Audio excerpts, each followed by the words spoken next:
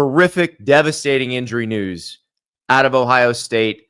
Seth McLaughlin, the center who transferred from Alabama this past offseason, injured his Achilles tendon in Tuesday's practice, and it looks like he is out for the season.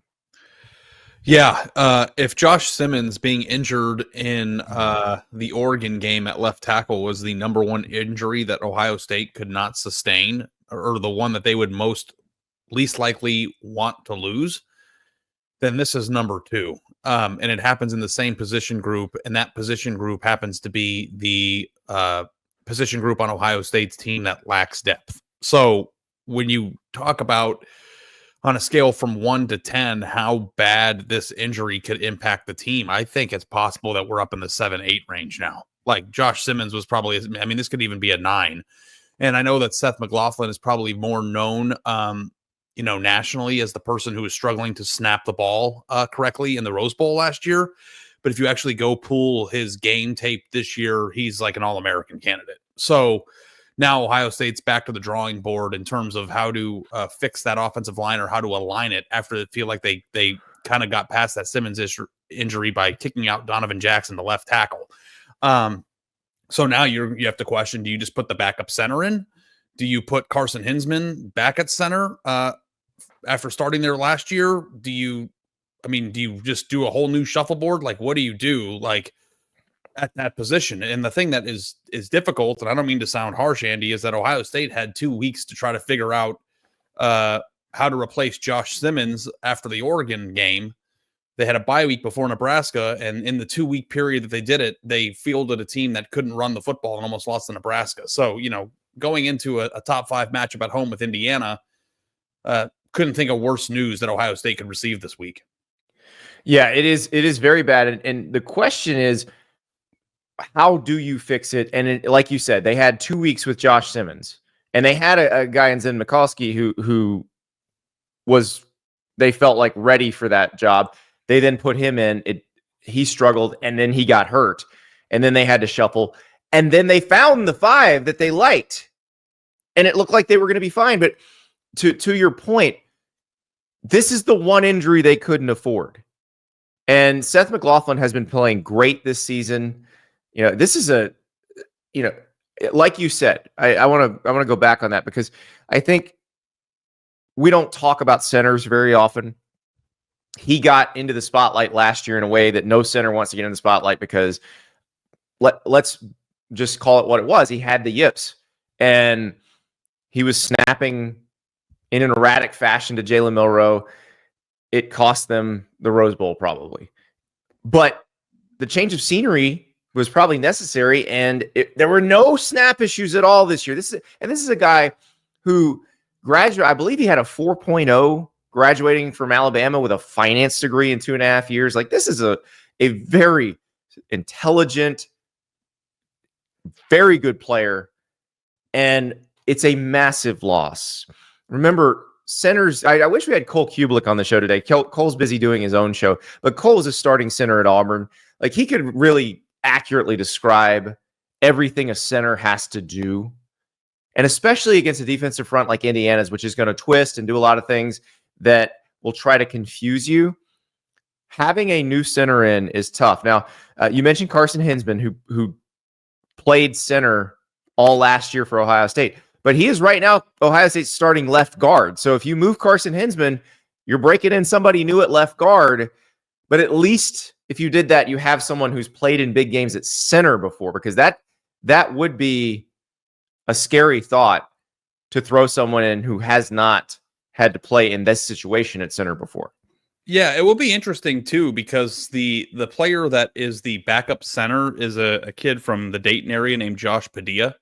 And he was a pretty highly sought after recruit, and he's in his second year. So, the hope for Ohio State is that, you still are one of the teams that recruit really, really well. And that when you recruit really, really well, you're more likely to sustain injuries like this than other teams. Like, everybody's talking about the portal. You're talking about, how many people you lose from depth and all that stuff. But like, Ohio State is one of the last teams that should be able to shoulder this blow. Now, I don't know if this game is going to be won and lost because of this, but I do know that there's some people from Ann Arbor that have pretty good defensive tackles, right? I Yeah. also know that if they get matched up in the playoffs with teams from the SEC, that could be an issue too. So, like, we are definitely going to be on high alert for watching what they do, because I don't know if there's a layup answer to what you want to do here. Yeah. So, Carson Michael in the chat points guard. out, Notre Dame's dealt with this too. Like, Notre Dame has lost their left tackle and their center for the season to injuries. So you can do it, but it's tough. And I thought it was dire when they lost Simmons, Andy. If you remember what I said, you're like, well, sometimes you get forced into putting in your new starting five, and then that starting five clicks, and like that happened, which felt like a pretty long shot hitting. Like, now to do it again in the same season 3 weeks later seems pretty different to me. So I don't know. The hope is that whoever they put in is, equipped for the challenge. But again, 3 days before you're playing Indiana at home is probably not the best time to be going through this. And yes, I did get a fresh haircut, guys. Look at that fade. Oh, it's Joey Fatone shed a tear when he saw that. What is he like? Is he in sync? He's in sync. Yes. Yeah. He had a great fade. So producer River texts us that the Ohio State Indiana line has moved since we started the show, but not in the direction you thought. It's now Ohio State plus 13.5. I don't understand that. I'd probably change my pick, honestly, from Monday. I mean, Ohio State minus 13.5. Sorry. It did not. The it didn't spread move 20 points. Yeah. points. It's Ohio State minus 13.5. But yeah, so here's the thing with offensive line changes, with when you put a new person in, when you put a new combination in, or when you have to have a new five. Sometimes it's not about the physical capabilities of the people either. Like, who is the best pass rusher on any team? Who do you think? You know the answer? Oh, what do you mean? On any team, or the best pass rusher in college football? On any team, who's the best pass rusher? I would probably say, I think the layup answer here is probably edge, but probably interior, like nose tackle. No, it's the guy they forgot to block. Oh. It's the guy you fooled them into not blocking. And that's where, if you're Kurt Cignetti, you were already working on that. You were working on twists, stunts, on pressure packages that cause the offensive line to have to worry about its rules, to have to communicate well. And now you take out the chief communicator,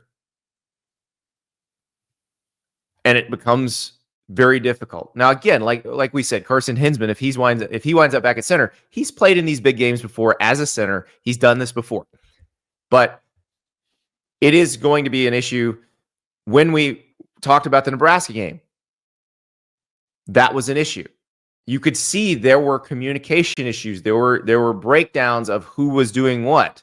Now, we don't exactly know what everybody's assignments were on every play, but there were guys coming unblocked where it was clear somebody was supposed to block them, but there was a miscommunication about who was doing what. That is the issue that I would worry about more. I don't worry about guys that Ohio State recruited not being physically capable of this. They're physically capable. Where Indiana can make hay here, though, is confusing a group of five that has not played together in these positions yet. Well, here's what I wanted to say, too. And we know the sport's changed. But during my time on the Ohio State beat, Andy, I would say, and I'm assuming that other fan bases in the SEC and stuff are very similar, but Ohio State fans are very smart and engaged in the day-to-day operations of what Ohio State is doing. They know, the recruiting targets of every position at all times are the ones that are really bought in, which is a lot of. And if a position coach is not recruiting at a high enough level, and I think you could make the case that Ohio State's offensive line coach, Justin Fry, has not done that, and offensive line recruiting even before him was a hot button issue. It is funny how these have a weird little way of popping up on you. And like the injuries that we talk about to this extent to an offensive lineman, this is newsworthy because Ohio State actually has not recruited up to snuff at that position. And when they need them during a team that has national championship aspirations, there's like nobody in the cupboard. And I know that it's probably not rational to say that you need to have 10 capable offensive linemen. I mean, look at what Oklahoma is going through right now. I mean, this is a problem for teams. But Ohio State had a hard time with, having 6 capable people. And it took realigning the offensive line in order to get to this point. So now you're going deeper into the well that isn't that deep. And recruiting matters, man. Like, you might not care. You don't want to talk about it. It's NIL, but like, this is high school recruiting too. Not everybody's going to have 4 offensive linemen that came in from the portal that knew they weren't going to play this year. And if you don't, 100% is, you're going to get bit by it.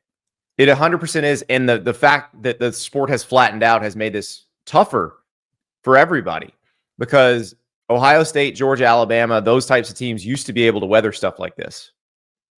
And now it can be the thing that undoes them. Like, all of this planning, this amazing roster they put together could be undone by 2 injuries.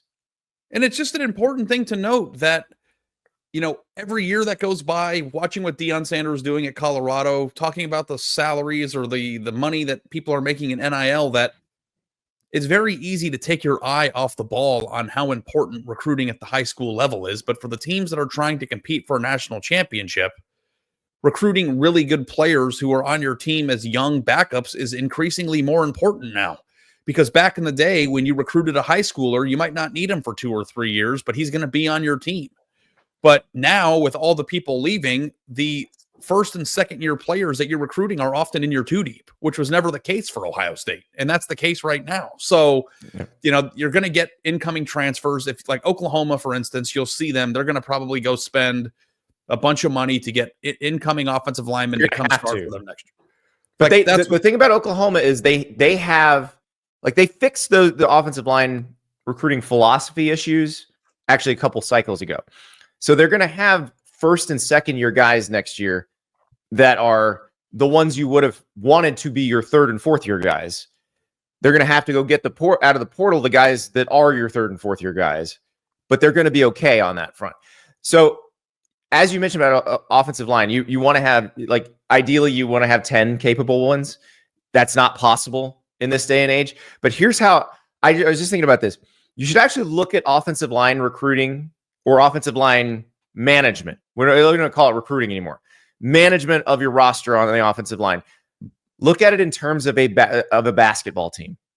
It's like a college basketball team. You want to have 13 to 15 scholarship players. I don't know what the house settlement rule is on men's basketball scholarships. It was 13. It's probably going up. But you want to have 13 to 15 scholarship players. And you want to have somewhere between a 7 and 9 man rotation. Like, you want 7, 8, 9 guys you are very comfortable playing. That's all you can reasonably expect in this day and age of college football. And there's Dan Hurley. If Dan Hurley were an O-line coach, he'd always have a 9-man rotation. But that's really all you can reasonably expect right now, Ari, is to have maybe 7, 8, 9 guys that you're comfortable putting in the game. But if you're Ohio State, then you have 3 or 4 of those guys on the edge of that 9 that were 4 top 100 players that came in and are the future of the program. Like, yes, you talk portal, but like, the foundation of teams is still, in my opinion, going to be achieved through depth that you acquire from young players who have a year or 2 before they get the transfer bug. And especially big guys. Big guys. For Ohio State, that's great news because they recruit in the top 1% of players who are actually physically capable of playing that early. Like, a team like Purdue doesn't have the benefit of saying, hey, we're going to go get a 3-star kid from Akron who needs 3 years in the weight room before he's physically able to be good to come off the bench immediately. Like, look what Jordan Seaton's doing at Colorado. Like, you need to have guys like that who come in, hit the weight room, and if they have to play their first year at left tackle, they can be serviceable. Like, and those aren't easy to find. But you know who finds Caden them? Proctor at Alabama last year, who was not good early, but was good by the end of the season. And Caden Proctor was like, you remember what we were talking about him during his recruiting process? Like, that guy was an animal. So, Exactly. you know, the offensive line is tough, but like, I do think that it's half bad luck, right? Because anytime you have two injuries to the same position group, that is kind of bad luck. Notre Dame's going through it too. But on the other hand, too, it's also poor roster management and recruiting. And like, it has to be said. So, and I'm sure Ohio State fans will either agree with me or get angry at me, but no one's going to say he's wrong. So, yeah. And we're going to see how they do it. We'll see what their alignment is. And I do think it's funny that the spread has moved a little bit in Ohio State's direction, or they're laying even more now. That makes no sense, by the way. None. Which makes me feel like they're going to win by 30 for some reason. Like, I don't know why that would happen. But my inkling now, I would be more likely to brush it off if the Nebraska game wasn't such a disaster. Yeah, exactly. And I think that's what is causing this consternation, because if Ohio State plays offensively the way it played against Nebraska against Indiana, Ohio State will lose. Like, that's not even a doubt in my mind. They have to be better than that. Like, they could not run the ball at all. And then they adjusted again because they had to. And against Penn State, you saw the 5 offensive linemen they had played really well together. They ran the ball well. 1.5 yards more per carry than Penn State has allowed against anybody else this season. Like, that's what changed it. And now you have this that throws it into question. I know that we are like almost to the end of the season, and because Michigan has been so bad, we've lost track of it. Michigan's defensive line is so good. Right. I'm not even going to think about that. I'm not getting into that. Yeah. I'm just saying, the number one thing that Ryan Day cannot do this year is lose that game, and now he's going to have a weaker offensive line than expected trying to block Kenneth Grant. And think about this. If we had told someone a year ago today that Ohio State's bigger fear would be losing to Indiana than losing to Michigan, what would they have said to us? Like, would we have been arrested? Well, I don't even know if that's true. If you asked an Ohio State fan, which game would you rather win? I think they would pick Michigan in this scenario. But yeah. I think what you're saying is more likely to beat Ohio State. Yeah. Yeah. Indiana is more likely to beat Ohio State than Michigan. Yeah. Unless that game gets weird, which could get in its history, it's gotten weird. A defensive line can muck up a game pretty good, Andy. Absolutely, especially coming straight up the middle. Shortest line between 2 points is your zero, no shade nose right at your quarterback.